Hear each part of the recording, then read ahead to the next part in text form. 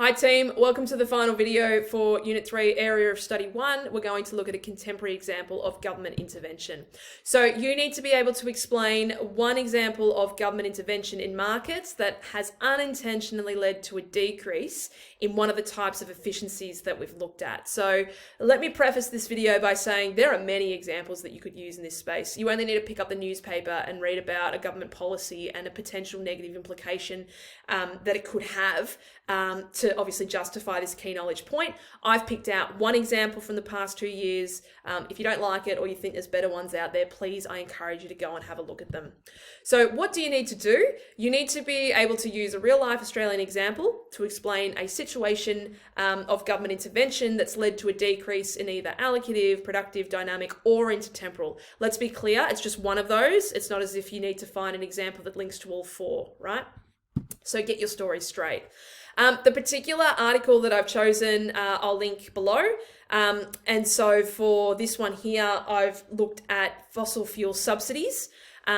And the particular quote that I've plucked out from the article that I think is relevant and going to provide some colour is that fossil fuel subsidies cost $11.1 billion in 2022-2023 across state, territory and federal governments. So we've got obviously a lot of money being allocated towards subsidising fossil fuels, which we know are non-renewable. And under the current political climate, you know, there's a bit of controversy surrounding that.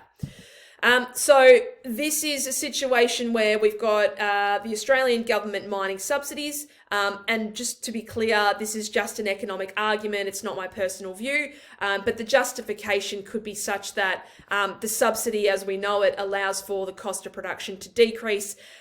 If you apply that to your microeconomic diagram, you're going to see a shift in S1 to S2. That's going to lead to a shift in equilibrium, such that there's an increase in the quantity of mining products, i.e. coal and non-renewable energies being produced, and a decrease in the price from P1 to P2, which can provide some relief potentially to consumers, particularly under the current cost of living crisis. Whether that's playing out in real life or not is, in my mind, unknown. I think it's actually going the other way. But from an economic perspective, this could be a justification. I'm sure there are others. But what's the issue? All right, the issue is to do with the fact that non-renewable energies from an economic perspective represent a negative externality. We know that in terms of a negative externality, resources are already over-allocated towards their production or consumption. And so by providing a subsidy, that's obviously exacerbating the issue further.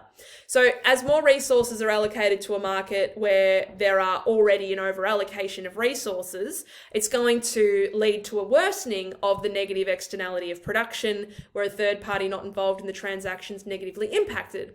And if we think about that from our perspective, that's, as a result of an increased pollution and other negative climatic impacts. So from an economic perspective, we could argue that the subsidy is going to thereby worsen the negative externality and, lead to even further negative climatic impacts in our environment. And so you need to be able to then link that to a reduction in a particular type of efficiency. Let's be really specific here. It's all good and well to talk about the issue, and you need to go through these steps to get there, but you've got to be really clear in the particular efficiency that is being reduced. And so I've picked one. There are others, but I've picked one, and I've gone for, in this case, allocative efficiency. So my argument here is this leads to a decrease in allocative efficiency because resources are misallocated towards a market already experiencing market failure, such that the satisfaction of the wants and needs of society are, in essence, worsened even further. And that, guys, is the particular, I suppose, situation where the government has intervened for whatever reason, and it's actually had even further negative implications, in this case on allocative efficiency. So take it or leave it. It's up to you. There's many other examples out there. Use your resources to get out there and find something else if this one's not for you.